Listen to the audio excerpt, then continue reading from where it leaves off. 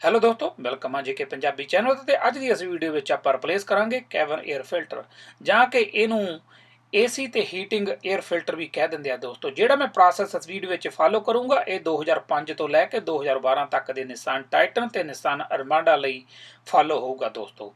ਹੁਣ ਤੁਸੀਂ ਦੇਖ ਸਕਦੇ ਆ ਕਿ ਵੀਡੀਓ ਦੇ ਵਿੱਚ ਸਾਹਮਣੇ ਆਪਣੇ ਕੋਲ ਇਹ ਕੈਬਨ 에ਅਰ ਫਿਲਟਰ ਪਿਆ ਦੋਸਤੋ। ਇਹ ਜਿਹੜਾ ਬਾਕਸ ਹੈ ਇਹਦੇ ਵਿੱਚ ਦੋ ਫਿਲਟਰ ਹੈ ਇਹਦੇ ਵਿੱਚ। ਇਹ ਜਿਹੜਾ ਮਾਡਲ ਆ ਇਹ ਸਪੈਸੀਫਿਕਲੀ 2005 ਨਿਸਾਨ ਟਾਈਟਨ ਦੇ ਲਈ ਯੂਜ਼ ਹੁੰਦਾ ਵਾ। ਤੇ ਹੁਣ ਚਲੋ ਆਪਾਂ ਗੱਲ ਕਰਦੇ ਹਾਂ ਕਿ ਜਿਹੜਾ ਕੈਬਨ 에ਅਰ ਫਿਲਟਰ ਹੈ ਇਹਦਾ ਕੰਮ ਕੀ ਆ ਦੋਸਤੋ। ਜਦੋਂ ਆਪਾਂ ਆਪਣੀ ਕਾਰ ਦੇ ਵਿੱਚ ਬੈਠ ਕੇ ਆਪਾਂ ਏਸੀ ਨੂੰ ਜਾਂ ਹੀਟਰ ਨੂੰ ਔਨ ਕਰਦੇ ਹਾਂ ਤੇ ਜਿਹੜੀ 에ਅਰ ਆਪਾਂ ਕਈ ਵਾਰੀ ਆਪਾਂ ਇਨਸਾਈਡ 에ਅਰ ਯੂਜ਼ ਕਰਦੇ ਹਾਂ ਜਾਂ ਆਊਟਸਾਈਡ 에ਅਰ ਯੂਜ਼ ਕਰਦੇ ਹਾਂ, ਨੋ ਮੈਟਰ ਕਿਸੇ ਵੀ ਤਰ੍ਹਾਂ ਦੀ ਤੁਸੀਂ 에ਅਰ ਯੂਜ਼ ਕਰੋ ਦੋਸਤੋ, ਉਹ ਇਸ ਫਿਲਟਰ ਦੇ ਵਿੱਚ ਦੀ ਕ੍ਰਾਸ ਹੋ ਕੇ ਲੰਘਦੀ ਹੈ। ਇਸ ਲਈ ਜ਼ਰੂਰੀ ਆ ਕਿ ਜਿਹੜਾ ਇਹ 에ਅਰ ਫਿਲਟਰ ਆ ਇਹ ਰੈਗੂਲਰਲੀ ਜਾਂ ਤਾਂ ਕਲੀਨ ਕੀਤੇ ਜਾਣ ਤੇ ਜਾਂ ਫਿਰ ਇਹਨਾਂ ਨੂੰ ਚੇਂਜ ਕੀਤਾ ਜਾਵੇ, ਜਿਹਦੇ ਨਾਲ ਆਪਣਾ ਜਿਹੜਾ ਕਾਰ ਦਾ ਅੰਦਰਲਾ 에ਅਰ ਹੈਗਾ ਇਹਦਾ ਪਰਫਾਰਮੈਂਸ ਆ ਜਾਂ ਇਫੈਕਟਿਵ ਆ ਇਹ ਥੋੜ੍ਹਾ ਜਿਹਾ ਆਪਾਂ ਨੂੰ ਵਧੀਆ ਪਰਫਾਰਮੈਂਸ ਮਿਲੇ ਏਸੀ ਤੇ ਹੀਟਰ ਦੀ।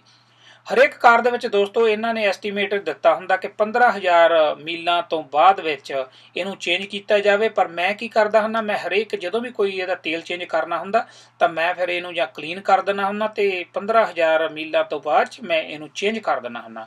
ਤੇ ਕੋਈ ਵੀ ਕਾਰ ਆ ਦੋਸਤੋ, ਹਰੇਕ ਕਾਰ ਦੇ ਜਿਹੜਾ ਇਹ ਕੈਬਨ 에ਅਰ ਫਿਲਟਰ ਆ ਇਹ ਪੈਸੇਂਜਰ ਸਾਈਡ ਤੇ ਜਿਹੜਾ ਇਹ ਗਲਵ ਬਾਕਸ ਹੁੰਦਾ ਇਹਦੇ ਵਿੱਚ ਜਾਂ ਇਹਦੇ ਥੱਲੇ ਹੁੰਦਾ ਵਾ।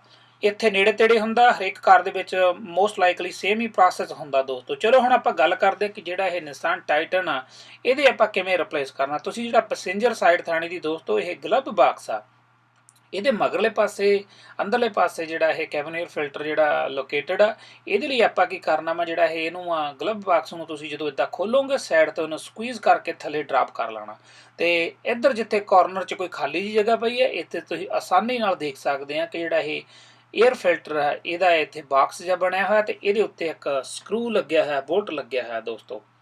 ਇਹਨੂੰ ਆਪਾਂ ਜਿਹੜੀ ਹੈਗੀ ਆ 10 ਮਿਲੀਮੀਟਰ ਦੀ ਰੇਂਚ ਆ ਉਹਦੇ ਨਾਲ ਆਪਾਂ ਖੋਲ੍ਹਣਾ। ਕਈਆਂ ਕਾਰਾਂ ਦੇ ਦੋਸਤੋ ਜਿਹੜਾ ਹੋਊਗਾ ਇਹ ਮੇਰੇ ਹਿਸਾਬ ਨਾਲ ਛੋਟਾ ਵੱਡਾ ਸਕਰੂ ਹੋ ਸਕਦਾ ਵਾ, ਪਰ ਜਿਹੜਾ ਨਿਸਾਨ ਟਾਈਟਨ ਆ ਉਹਦੇ 10 ਮਿਲੀਮੀਟਰ ਦਾ ਤੇ ਜਾਂ 8 ਮਿਲੀਮੀਟਰ ਦਾ ਸਕਰੂ ਇਹ ਬੋਲਟ ਲੱਗਿਆ ਹੁੰਦਾ, ਉਹਨੂੰ ਆਪਾਂ ਸਾਕਟ ਦੇ ਨਾਲ ਖੋਲ ਲੈਣਾ। ਜਦੋਂ ਖੋਲੋਗੇ ਦੋਸਤੋ ਇਹ ਜਿਹੜਾ ਕਵਰ ਆ ਇਹਦੇ ਉੱਤੇ 3 ਟੈਬ ਲੱਗੀਆਂ ਹੋਈਆਂ ਲੋਕ ਦੀਆਂ, ਥੱਲੇ ਇੱਕ ਨਟ ਲੱਗਿਆ। ਇਹਨੂੰ ਜਦੋਂ ਤੁਸੀਂ ਖੋਲੋਗੇ ਥੋੜਾ ਜਿਹਾ ਚੱਕ ਕੇ ਜਿਹੜਾ ਇਹਨੇ ਕਵਰ ਨੇ ਬਾਹਰ ਆ ਜਾਣਾ। ਉਸ ਤੋਂ ਬਾਅਦ ਵਿੱਚ ਇਹਦੇ ਵਿੱਚ ਜਿਹੜੇ ਦੋ ਫਿਲਟਰ ਆ ਦੋਸਤੋ ਉਹਨਾਂ ਨੂੰ ਆਪਾਂ ਇੱਕ ਇੱਕ ਕਰਕੇ ਦੋਨਾਂ ਨੂੰ ਖੋਲ ਲੈਣਾ ਵਾ।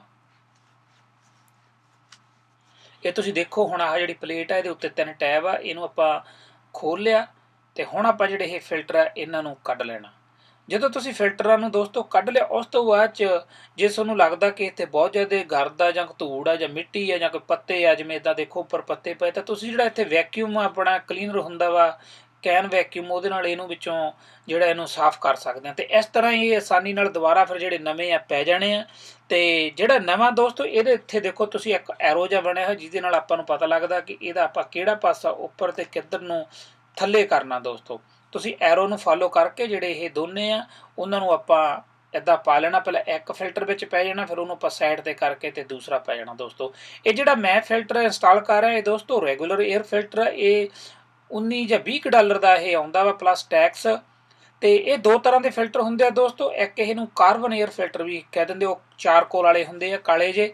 ਤੇ ਉਹ ਜਿਹੜੇ ਜੇ ਤੁਸੀਂ ਫਾਰਮਿੰਗ ਏਰੀਏ ਦੇ ਵਿੱਚ ਜਾਂ ਜਿੱਥੇ ਬਹੁਤ ਜ਼ਿਆਦਾ ਪੋਲਿਊਸ਼ਨ ਹੈਗਾ ਉੱਥੇ ਤੁਸੀਂ ਰਹਿ ਰਹੇ ਆ ਤਾਂ ਚੰਗਾ ਕਿ ਤੁਸੀਂ ਉਹਨਾਂ ਨੂੰ ਵਰਤੋ।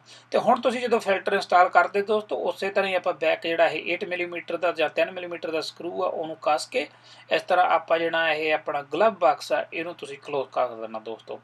ਤੇ ਇਸ ਤਰ੍ਹਾਂ ਜਿਹੜਾ ਆਪਣਾ ਇਹ ਕੈਬਨ 에ਅਰ ਫਿਲਟਰ ਆਪਾਂ ਰਿਪਲੇਸ ਕਰਤਾ ਦੋਸਤੋ ਨਿਸਾਨ ਟਾਈਟਨ 2005 ਦੇ। ਅੱਜ ਲਈ ਇੰਨਾ ਹੀ ਦੋਸਤੋ, ਧੰਨਵਾਦ ਵੀਡੀਓ ਦੇਖਣ ਦੇ ਲਈ। ਜੇ ਤੁਸੀਂ ਮੇਰੀ ਵੀਡੀਓ ਨੂੰ ਲਾਈਕ ਕੀਤਾ ਇਹਨੂੰ ਸ਼ੇਅਰ ਤੇ ਸਬਸਕ੍ਰਾਈਬ ਜ਼ਰੂਰ ਕਰਿਓ। ਧੰਨਵਾਦ।